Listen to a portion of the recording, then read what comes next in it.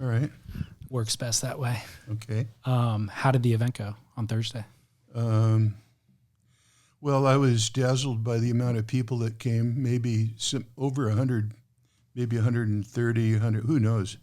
But, and there were a lot of people I hadn't seen for a long time, and a lot of people I was surprised to see there. Craig Stesick from Santa Monica, Mike Henson from San Diego. And as far as the event itself, I wasn't in the audience, so I don't know how I did. But the part in which I was supposed to speak, I read some parts of the book and a few things that weren't in the book, and that took about 45 minutes, and then I just sat and signed and said hello and chatted with people that were in line waiting patiently. And so that was my favorite part of it, the seeing the people and chatting with them. And my signatures got kind of weird as the night grew on, and I was embarrassed by my handwriting. And I had to think of things to say sometimes, which was a little bit awkward. So that's the only book signing or anything like that I've ever done. So I survived it, is what I'll say. Okay, good. Among the luminaries in attendance, John Florence from the North Shore of Oahu as well. And, I didn't know who he was. Are you kidding? No. Oh, my gosh. And so I didn't act in any special way, and I asked him what his name was, and John, and he said, John. And, so I was embarrassed by that afterwards. I know who he is, but not recognizing him. And, he's an incredible surfer. Well, that's exactly why I brought him up. I was curious how much you follow modern surfing. Well, the more modern it is, the less I've followed it. I glance through issues, at photographs. Surfer Magazine, which was more contemporary based in its coverage, is no longer in publication. So I don't have the help of that. And so my kids follow it, and I have two 35-year-olds who are avid surfers and are totally up to time, with what's going on.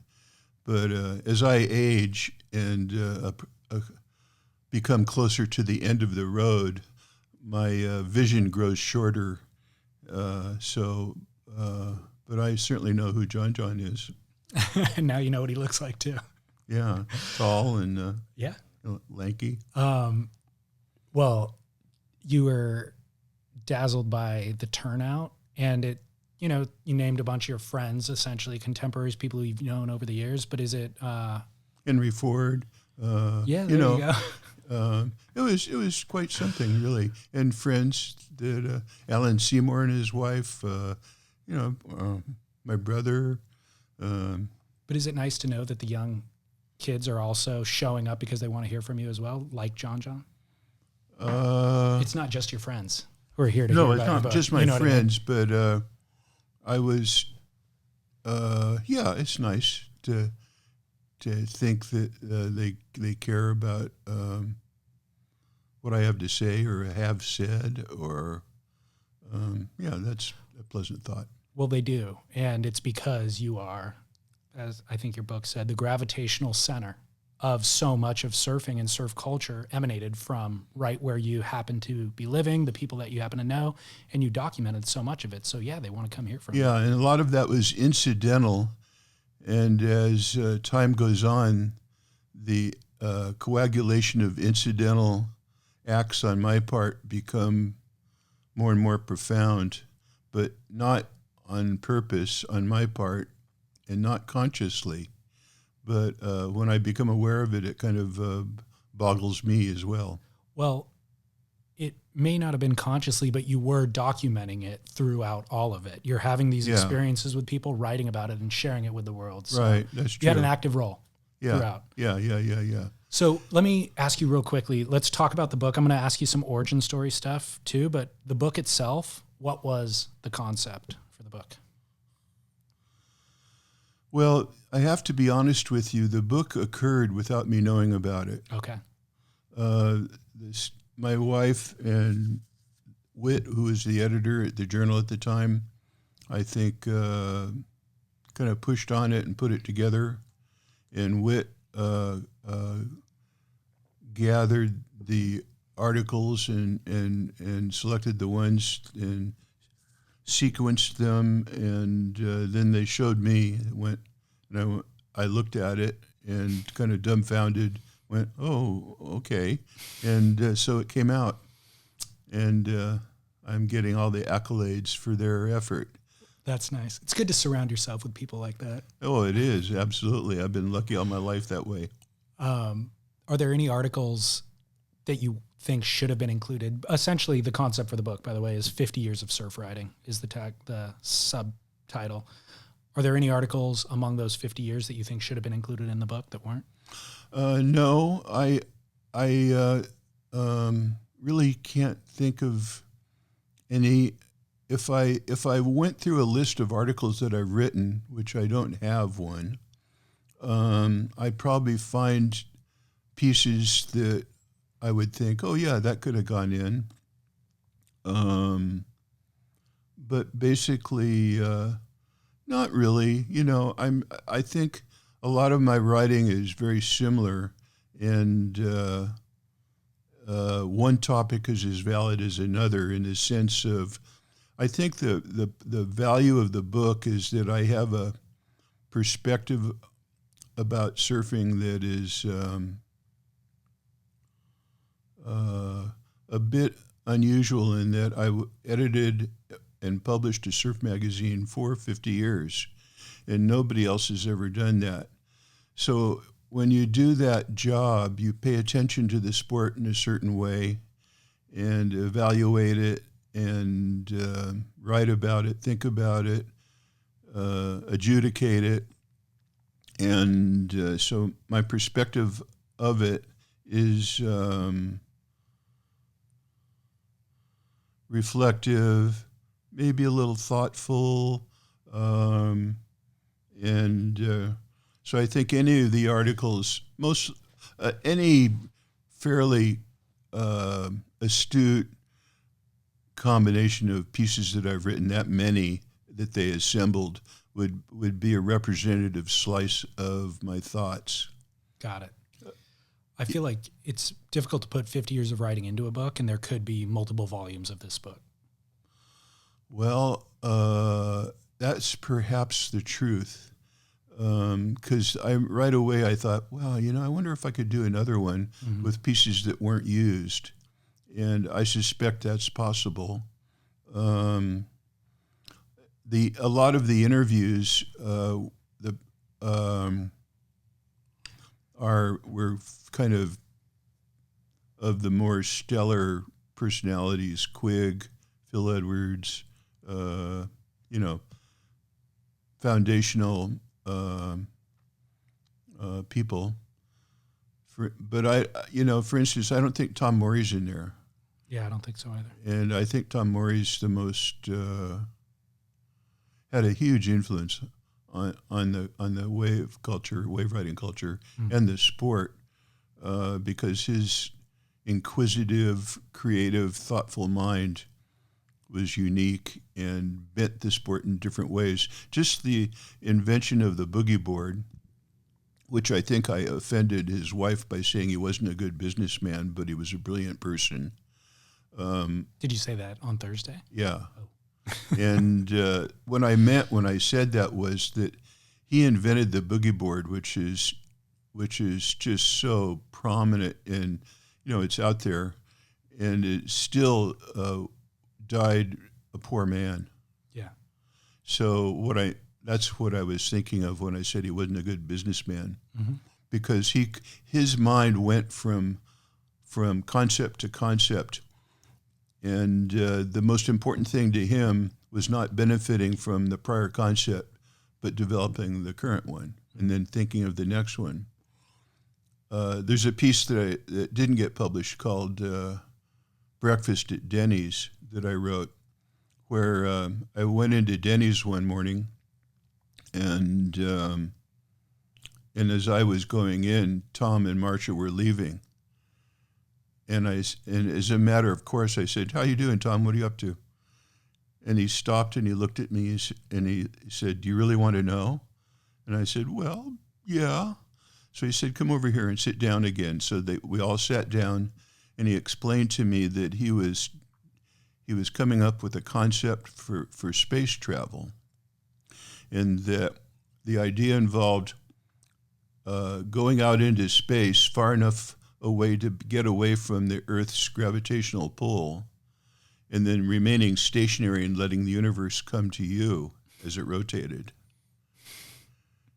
And that's Morey, just thinking outside the realm of normal human imagination.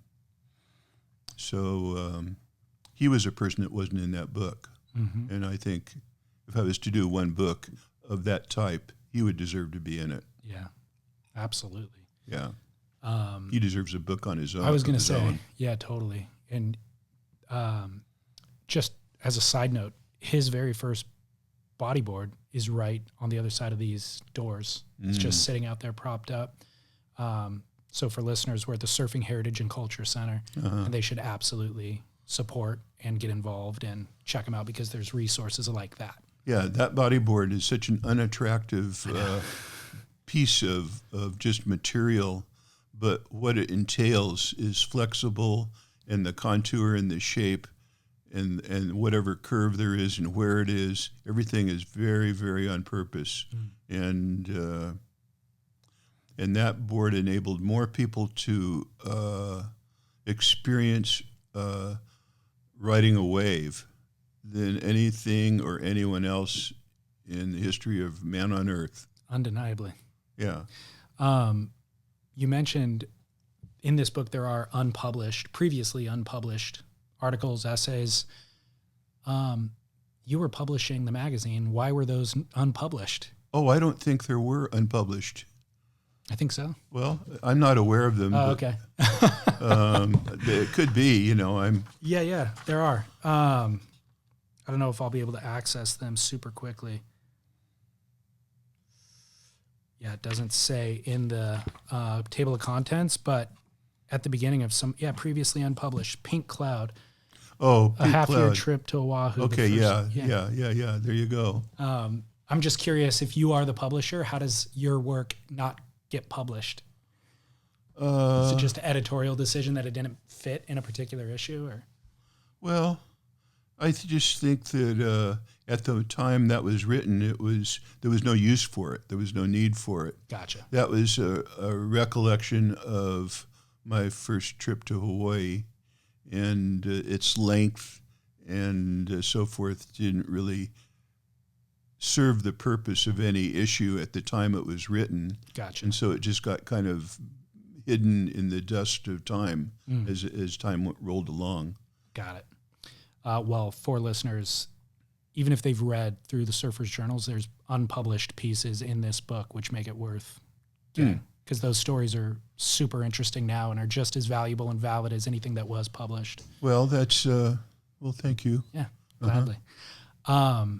Another thing that struck me as I read through it was how many of the subjects, your friends, the people that you're interviewing, profiling, they're characters. They're such characters in a way that modern surfing does not have, and you mentioned Tom Morey. He's certainly one of them. Joe Quigg, Dora, Greg Knoll, Brock Little's in there, Jackie Baxter, Diffenderfer, Munoz.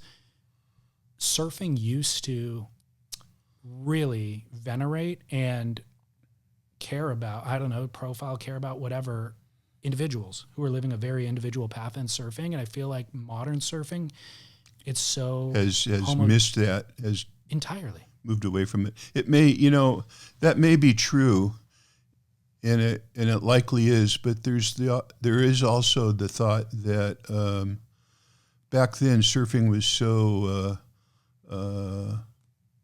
lightly populated, and there were so few surfers and the people that were attracted to it were really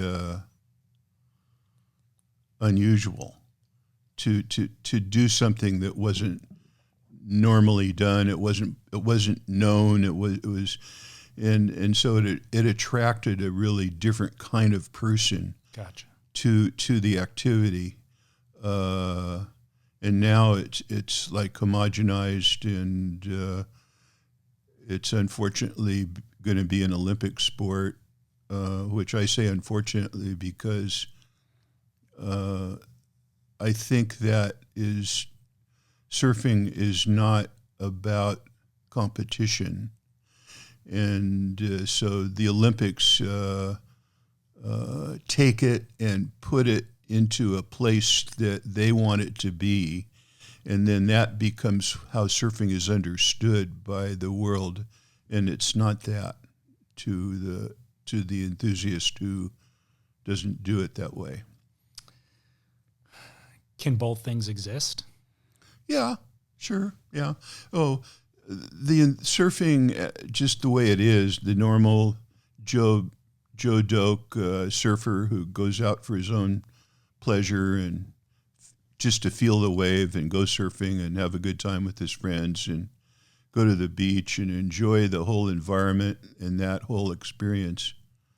Doesn't care what else is going on. Yeah. So it's both ways. You can have it both ways. Except his beach is a lot more crowded.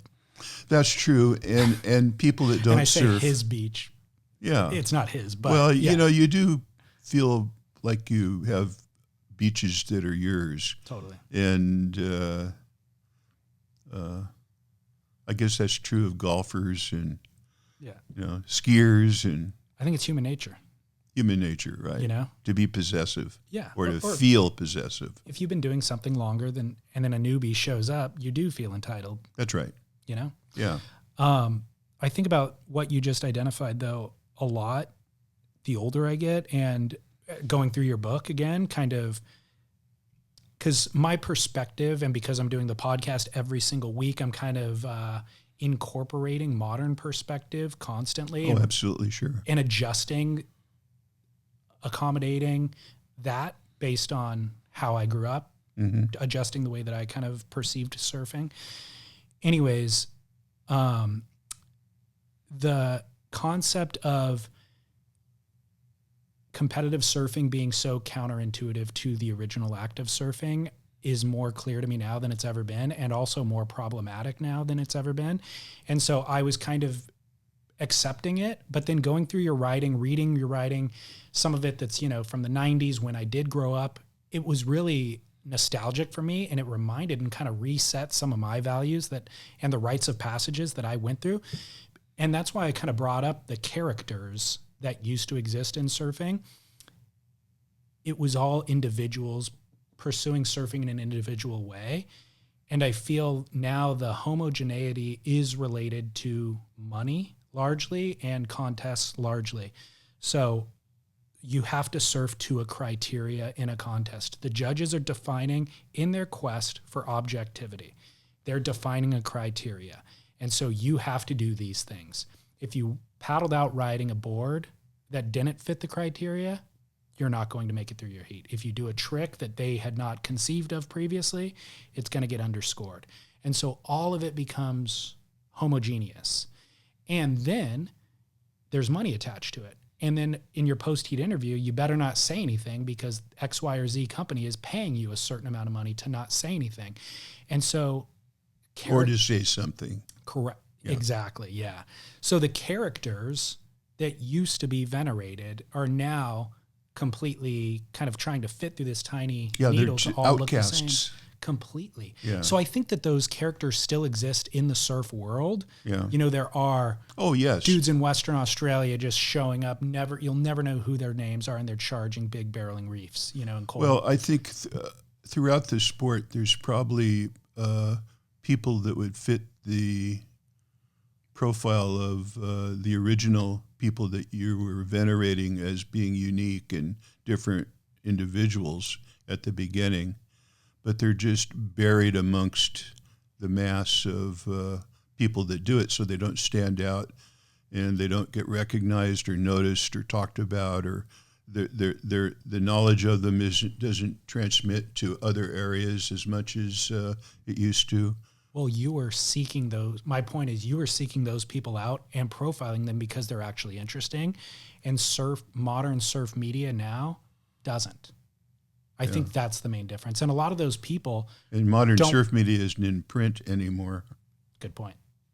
So it's all verbal and or digital. Yeah. And so it has a different nature and a different transmission value.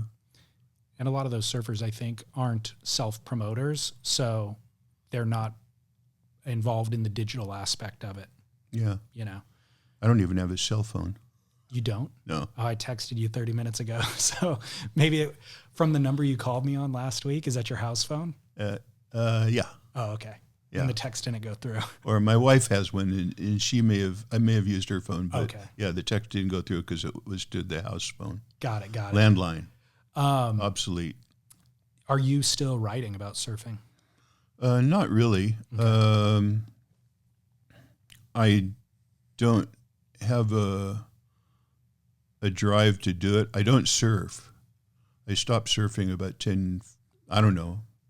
I stopped surfing when I couldn't pop up. And so that was a while back. Okay. And I write about it incidentally, but not in publishable form. Once in a while, I still have interactions with the publication, and but just not. I don't have any responsibilities. Sometimes they'll ask me for something, but not really. I'm not writing. Do you miss surfing? Oh yeah, I go look at it every day. I frequently walk my dog down to the bench on the bluff overlooking Lowers and watch the surfing, and then turn away and walk back to the car. And my mind is riddled with thoughts about what I saw. I judge the competence of the surfers that I'm watching. I judge the rides that are being had to see if I feel like I'm missing something, and frequently tell myself I'm not. Although I think that's not true, obviously. But anyway, yeah. Well, you said you stopped when you couldn't pop up. Why couldn't you pop up? Oh, I'm just not. I'm too fat and big, and my legs are. I just don't have the wherewithal to pop up. So at that time, did you make any accommodation to try to continue your time in the water? Oh, you mean like prone or surfing on my knees? Or even just like physical therapy, hit the gym, all that kind of stuff? No, I didn't. Because I constantly, or everybody I interview, I kind of ask what their fitness regime is, or how, Jeff Hackman is going to surf till 100. So it's like, tell me how are you going to do that? And so I'm curious, when you were kind of faced with that, I would presume you were surfing less and less over the years. And so do you assess it at some point and go? No, it was unconscious. Gotcha. It was just something that happened without me being aware that it was happening. Gotcha. Just I blithered off the road. Yeah. Do you remember the last wave? No. Okay. Because if it wasn't a conscious decision, then it might just, you wouldn't remember it, I guess. No, no. I've thought about that, but no, I don't. What about stand-up paddling? You consider that? I watched it happening, but it never got me to do it. It's worth doing, I'm sure. It's a way to avoid popping up. To paddle into a wave. Yeah. Yeah. talking about the first wave that you don't remember, you started surfing at age 16? Maybe 17. Okay. At Ray Bay and Seal Beach. Riding the foam in on a wave, I'm sure.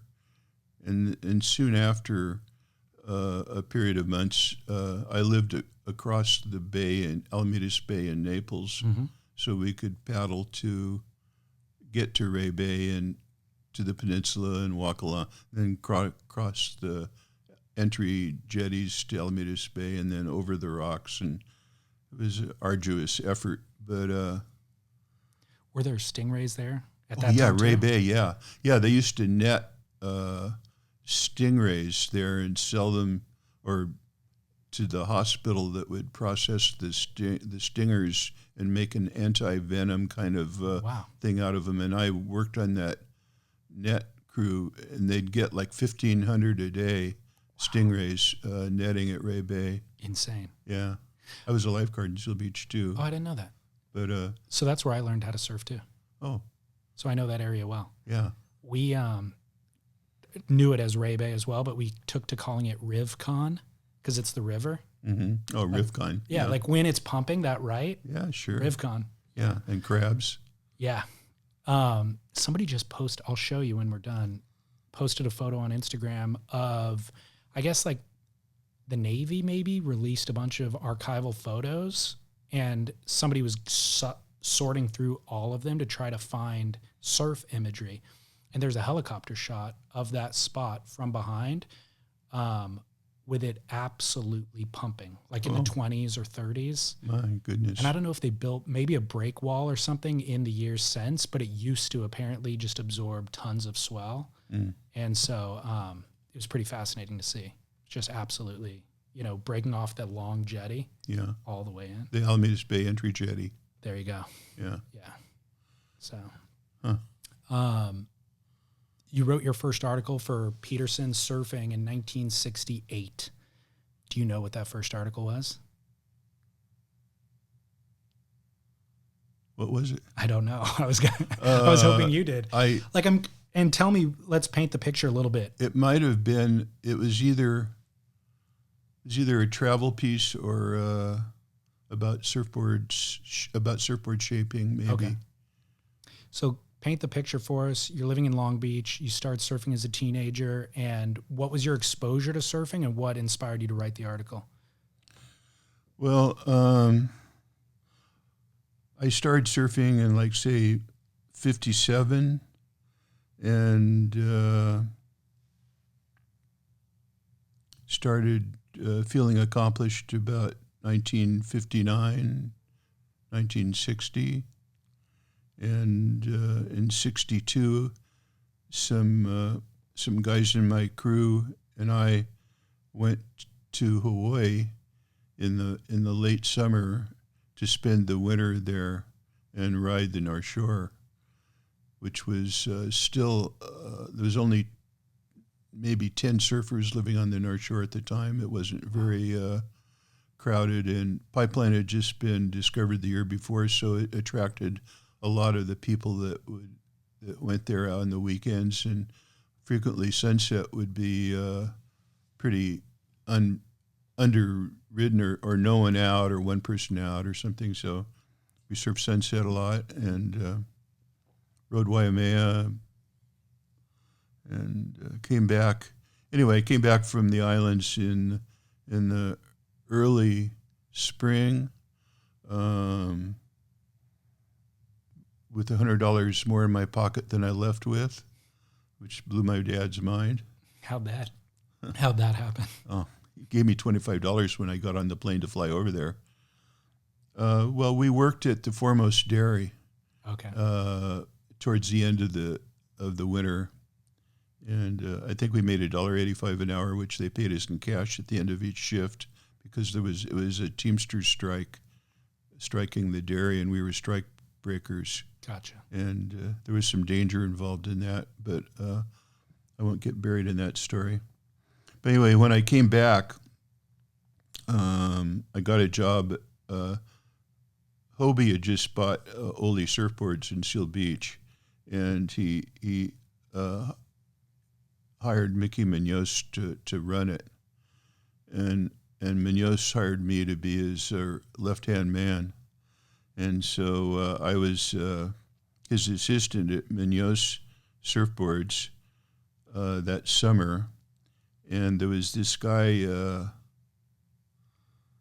that I wrote about in the book, Duke Boyd, who had just started a surf truck, a surf clothing business called Hang Ten, and he came into Ole Surfboards and attempted to get us to carry surf trunks, and we went, nah, come on, surf shops don't carry clothes, and from that moment, Munoz and I and Duke became lifelong friends.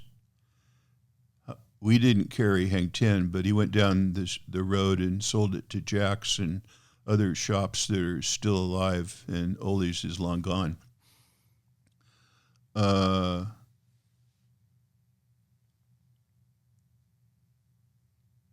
So where am I going with this? You asked me a Towards question. your first published piece. Oh, so Duke ended up further along the road being hustled to advertise in Peterson's International Surfing magazine by a guy named Dick Graham, who was the publisher. And they became friends, and Duke started helping him compete against Surfer with articles and so forth, and got me. And Duke's deal was he got underground people, grassroots people, to be in the book in various ways and be featured in articles or so forth, which was different than Surfer at the time. Surfer was featuring Lance Carson and the standout heroes, and Graham's magazine with Duke's guidance was featuring underground grassroots guys that the surfers up and down the coast knew, and so he got me to write an article, and then pretty soon he asked me if I wanted. They had an opening for an advertising salesman, and they asked me if I wanted that job, and I went, no, I don't think so. I didn't think I was interested or could do it. And then a while later, he said, how about coming up and working as an editorial employee on the magazine? So I did. I went up there and spent 6 months driving from Huntington Beach to Sunset and La Cienega or La Brea, or, and to the Peterson building. We had a corner office. We could look down at the traffic going by, and we had a photo of an eye that winked when you wiggled it, and we'd go up in the elevator and go up to the top floor, up to the roof to smoke joints, and there'd be executives from Detroit in the elevator with us in their suits, and we were dressed like surf rats. Yeah. So anyway, that magazine ended up going out of business, folding after about 6 months. So I went down to Surfer to see if I could contribute freelance articles, and I got hired that day to fill in for Drew Campion, who had just resigned over a salary dispute with John over $100 a month with the publisher. And I didn't realize it at the time, but the magazine had been sold to a holding company called For Better Living. And John sold it for shares of stock in the holding company. And the guy that started the holding company was a big corporate guy. And So I worked at Surfer for about 6-7 months, and John lived in Cypress Shore, next to the Western White House where Nixon was. And when next to, you could throw a softball through the Nixon's window of their house from John's front porch. So one of the Secret Service guys that was guarding Nixon was dating John's sister. And John was a golfer, country club, kind of conservative guy. And Rick Griffin, who is a cartoonist that John was publishing, had converted him into a pot-smoking hippie. And the Secret Service guy told John's sister, that your brother better watch out what he's doing. We know everything that happens in that house. And John was gone in 6 months. That blew him out of the house and out of California.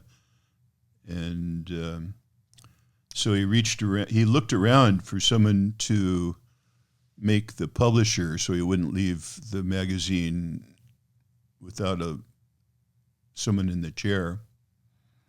And he asked me what I thought, and I said, well, Dick Graham. And so he asked Graham, and Graham was just working for an ad agency for Hang Ten at the time, so he went, no. And he asked Tom Morey, of all people, and Morey didn't want the job because he was just developing the boogie, I think. And so John took me to lunch one day, and he said, I guess you're it. I said, I'm what? What? And he said, how about taking the publisher's job? Publish for 2 hours a day, edit for 3 hours a day, and go surfing. Keep the job for 5 years. It'll be good for you. So I ended up in the publisher's chair at Surfer. And I stayed in that chair till 1992. Crazy. From 1970 to 1992. And then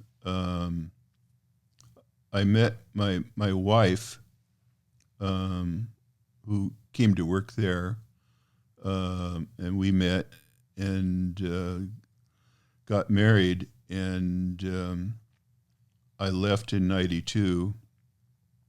There was a gal named Dana Gordon who was a New York publishing person, kind of sophisticated and very hip and businesslike, the opposite of me.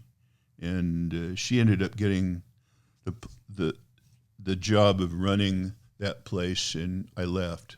Okay. Because I didn't get it. Gotcha. And so Debbie and I kind of looked around for what we were going to do, and publishing a magazine seemed like what I knew how to do. The only thing except shaping. So we thought of magazine ideas. One was a kind of a Sports Illustrated for preteens that would be skateboarding and really kind of a, and it would have been a monthly, and it would have cost like $1 million or $2 million to start. And we thought that was probably the most commercial idea. The other idea we had was a quarterly journal of more sophisticated content than Surfer was carrying. Surfer was aiming at a teenage audience, and there was an older audience of surfers that we didn't think was being served by the magazines. And we thought if we did an upscale magazine, we could charge enough for it that we could make money selling the magazine itself instead of having to use advertising to support it. In normal magazine publishing, the magazine gets published at a slight loss, printed at a slight loss, and the ad revenue overwhelms that loss and makes the profit. But we were trying to make it for $5 and sell it for $8 or something. And so we started the journal, and we were on a friendly basis with Surfer. They were a little apprehensive, but at the time they let us mail their subscriber list with a subscription offer. So we picked the names of subscribers that had renewed at least once and sent them as a subscription offer. And we probably dropped 40,000 pieces and ended up with 3,000 subscribers sending us a check for whatever it was, $37.50 or some funny number. And so we started and printed more magazines than that and got them into surf shops. And by the second year, we were $700,000 down, but in the black all of a sudden and starting to dig out of the hole. And it ended up working out. And our circulation has grown to kind of peak at about 25,000, which seems to be it's what it's going to be. Yeah. And that works. And our advertising, we started off with 5 advertisers. Now we have 7. Okay. But it's still vastly content. And the nature of the product is such that it's a unique publication. And a lot of people in the publishing world eventually became aware of it and were kind of startled by the fact that it succeeded. And it's still alive and going in a world where print publications are disappearing because they don't serve a need. Right. Well, there's a lot to unpack there. The business model that you implemented, had you seen any other publications do that, or was that just no? It was just something that came to us. It's a practical business idea. Yeah, we're making something. We need to make a profit on it. Well, and we understood the surfing scene, and we understood that the surf magazines, the sport was largely young, and the magazines were geared towards serving those. But there was an adequate number of older surfers, and the sport was adding those as the surfers continued to surf. They aged, so the demographic that we were serving was going to increase in size. So as the publisher, though, for the previous 20 plus years at Surfer, 21, yeah. Yeah, you could have adjusted the editorial to accommodate that demographic. And been a surfer magazine, but not... you saw that gap emerge. But that would have been an advertising-driven vehicle because we couldn't charge kids $12. So we wanted to do something that was kind of uplifted and sophisticated and looking at the philosophy of surfing. Okay. That's what I was going to ask you, is what specifically was the different ethos? And also you mentioned we wanted to make a journal. What's the difference between a journal and Surfer magazine?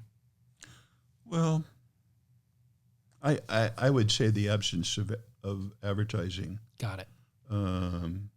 Essentially.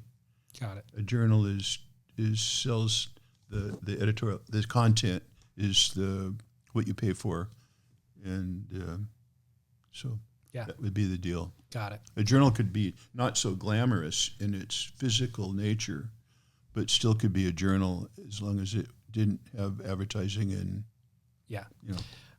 and it turns out that it is glamorous in its physical nature as well. Like the print, the quality of the paper itself and the glossy cover and all that kind of stuff is elevated. Yeah. We really tried to lift it and have it be worth whatever we needed to charge for it in order to make the thing work. Yeah. And a subscription is now like $70 a year, and it's six times a year. And we consider going back to quarterly sometimes, but in improving the book itself, making it more pages and even better paper, and trying to make it worth more. So we didn't lower the sub price; we just lowered the frequency, but we haven't gone there yet. Yeah. So incidentally, I've modeled my podcast business after your guys' magazine model. Wow. Yeah. Far out. That's complimentary. Yeah. Well, you guys have proven to be a functioning business. You know what I mean? So it's a smart model to follow. But we have a subscription option. Like, you can get it for free and there's advertising on it, but we offer a subscription option. It's $5 a month, and you can get an ad-free version by supporting that. So the idea was to develop enough subscribers that we could just operate independently of the surf industry and everybody. Right. And then, but it turns out the ad revenue was always kind of inconsistent anyways, you know? And so now we've been at it long enough that it is much more consistent, but we can exist independently. And then for those who want it for free, they get the advertising. Yeah, great. So, and it works. It's a good model. Yeah, thank you for that. Yeah, well, you're welcome to it. You mentioned Debbie. What's Debbie's role in the journal? Oh, boy. It wouldn't be there if she hadn't been a key, if we hadn't have done it together. I can write about surfing. And I envision myself to be an artist as well. I paint and draw. So I can envision, when I think of an article, I think of what it's going to look like, rather than just the words and the parts that I assemble and give to a designer. And but Debbie has an aesthetic for the creative part, as well as a marketing and mechanical process sense that that protects the nature, the philosophy of the title, which is not to whore out the sport or the product,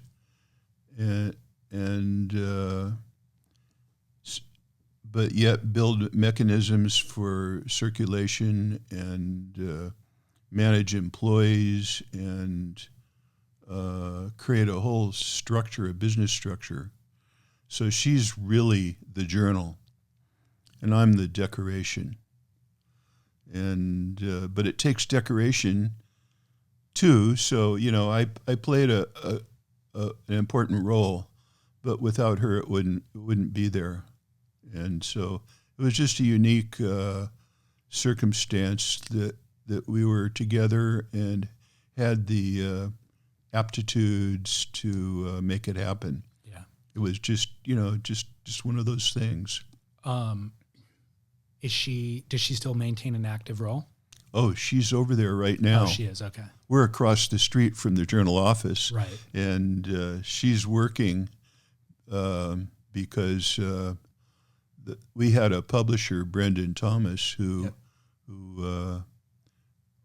started a golf publication under the umbrella of Journal Concepts, which is the name of our umbrella business. And it got to the point where he couldn't do the Surfer's Journal anymore, so he had to leave and focus on the Golfer's Journal, which is thriving. Good. And that meant that while our son Sean, one of our twin boys, who is employed there and endeavors to be the publisher, ramps up to that skill level, she's in there every day and keeping the thing, going. So, good. No, she hates it. She'd rather not be there. She's not quite as old as I am, but she's worked all her life and she's ready to not work. Gotcha. But she's doing a wonderful job. Yeah. Good. And I'm glad to hear Sean's in the business as well. Mm-hmm. That's You important. too. Yeah. Along those lines, when you look back at the decades, do you have any regret about making your passion your business? Has it eroded any of your passion for the passion? Not really. It probably increased my passion because I had a reason to delve into it and slice it and dice it and analyze it and portray it and come back and read what I'd done and agree with it or disagree with it. But it enriched my understanding of the sport, my appreciation for it, no doubt. Got it. It's not often that happens when, like, I think about photographers who love photography and then they make it a business and you're trying, your mortgage is dependent upon it. So you start shooting weddings or whatever else and you kind of lose your love for the thing. Yeah. Well, surfing is a little different because surfing is surfing and it's the pleasure base. And so doing something about it is doesn't escape the pleasure part of it, really. Yeah. And so it didn't hurt my enjoyment of it at all. Good. You talked about Surfer's Journal thriving as so many other print publications have gone under. Mm-hmm. What do you attribute that to? Well, that's an interesting question, and I'm not sure I know, but I think there's a certain reward or pleasure that you get from holding it in your hands and turning the pages and looking back and forth and having control over how you absorb it. That is different than a digital information or on a screen, and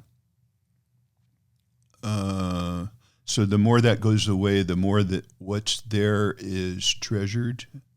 And I think that in a way that it seems that it's possible that there'll be a portion of print that will hang in there and persevere because of that and human nature to have a manual connection to the information they're absorbing and to enjoying something. So it's just a different, you can thumb through it. It's a little more doable, and not so electric and removed and abstract as electric communications. So I think that, and our population is aging too. So I think that there's a good chance that it'll be around for a while. Who knows how long? Who knows? Who knows? But I think for as long as I'm alive, it'll be alive. Yeah. Not because of me, but just I'm 80. And I think, I can't see the end. I think it'll be around as well. I think another thing, factor of its success is that the tone has maintained consistent throughout. The quality is maintained consistent throughout. And so with Surfer magazine, I saw a lot of ebbs and flows. And if there was a new editor, it was a different direction and style of the magazine. And Surfer's Journals remained steadfast and consistent in its quality. And I look at other examples of like Nat Geo has very successfully transitioned from print to digital. Their social media is super robust. They have television networks. They have movies that they make, all this stuff. And so now they live in this realm over here, and the print is almost non-existent. The Journal, I feel like, dabbles in the digital, but they didn't fully transition into that. They're still invested heavily in the beautiful publication. One way that the digital has become more important to us is in attracting readership. Oh, okay. because surf shops used to be our marketing avenue and newsstands. Yeah. And they're diminishing. So digital is the way we get people to discover us. And in digital, we have to create content to lure them or to give them things that make them curious about the mothership. Yep. And so that's becoming something that we personally don't know how to do. And we know how to do print. And so we have to hire that expertise. Mm-hmm. But anyway, that's just so the world is changing. Our whole, the world we exist in is changing. We have to change with it, but still protect our niche. And it seems to be change to it, but still drive traffic back to the print. That's right. Yeah. That's our goal. And everything you guys have done has been really good and of the same tone and ethos. Like you guys got into podcasting, Jamie Brissick is the guy, and he's phenomenal at it, and so it's well done. And the video pieces are always well Except done. for my podcast. Well, that was kind of dull. They can't all be stellar. They're all, but he is good at that. He's fantastic. Yeah. Yeah. I have to ask you about board building, that because I feel like it's an under discussed part of your history, but was that job with Mickey Munoz your first foray into board building? The job in Seal Beach at Olay? That preceded my surfboard building. Oh, okay. By 5 years. Oh, okay. Yeah. But it was an introduction to it? Yeah. I had a friend who began shaping, and he got me into shaping. And there was a company called Foss Foam that was a secondary foam supplier when Clark was, the main one. And he had 2,000 second blanks that he wanted to sell, and felt he could sell them if they were shaped. So he hired my friend to shape them for $6 a piece, and my friend hired me to help him. And so we would team shape. He'd outline, I'd band, or I'd saw. And we'd trade off with the various stages of the shape. So I got to learn how to use all the tools and essentially do the basic process. And that's how I got into shaping. And then my friend, another friend, Stu, who was a really good shaper, Stu Hers, who is my partner in creative design,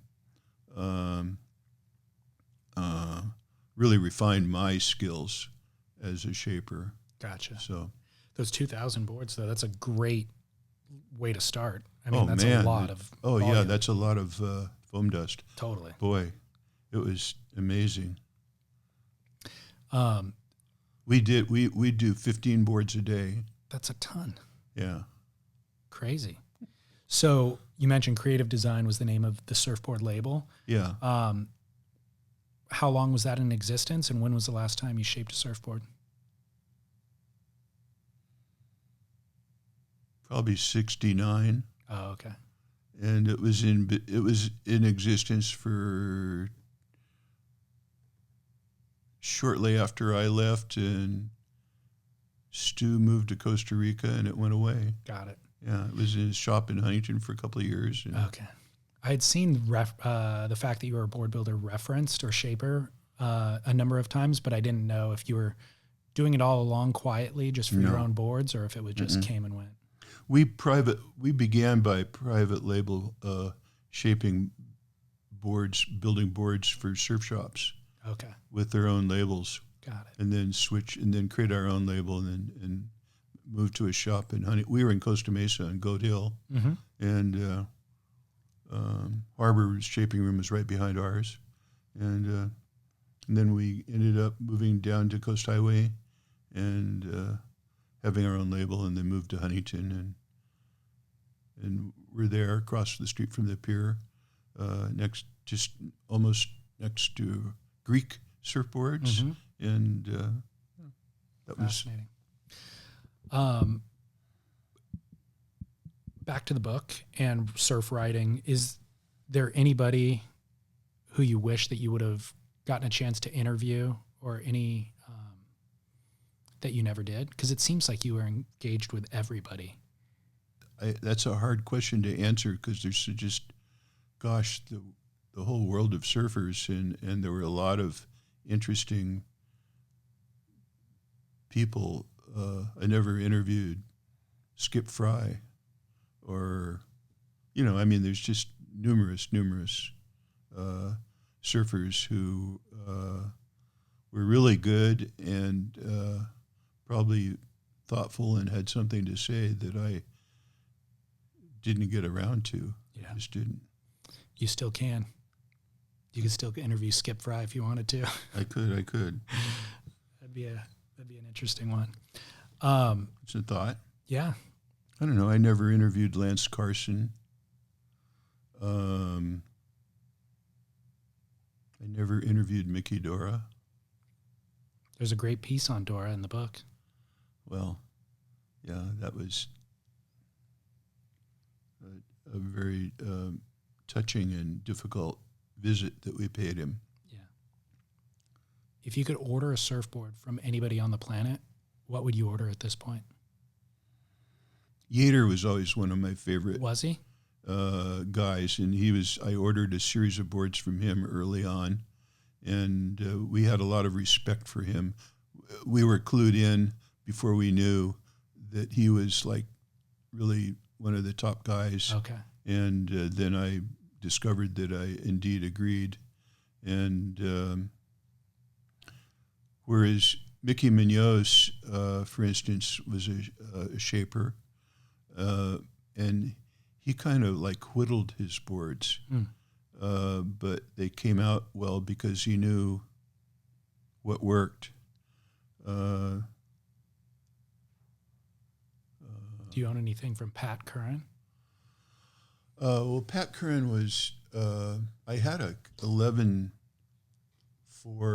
Curran gun when I was in Hawaii in 62, and rode it at Waimea and Sunset and probably Laniakea. And Curran, then I ended up doing a series of replicas with him, balsa boards. I imported the wood from, or I bought the wood, and the balsa wood, and gave it to him, and I invested the money in building the boards, and then we split the profit. And we were selling them for $2,500 a piece. Smoking deal. And at the time, that was like, a bunch. They go for $10,000 or more now. Totally. And I made a batch of 10 with him, and then another batch. And then he made these models of the guns, and I have 4 of them. I've seen those. And they required as much time as the full-size boards. And why did he make the models? Just as artifacts. Okay. Because he had like balsa scrap. No, I asked him. We agreed it would be cool. He had the idea of making model boards. I guess he had some. He made one, and I went, well, that, it was really. It looked to me as if you enlarge it. Usually, if you enlarge a model, it falls apart. It doesn't maintain its integrity shape-wise, but these did, and I've got 4 of them across the street. Wow! And they're really, really great. Somebody showed me one at one point. Maybe Ekstrom, Carl Ekstrom might have one. Carl? I think. Yeah, he might. Yeah, somebody showed me one a long time ago. He would have one. I think it was him. Then, yeah. Yeah, they're really special little artifacts. Totally. Awesome. Well, I appreciate you taking the time to do this, and congrats on the book. Thank you. I'm enjoying that the book exists, and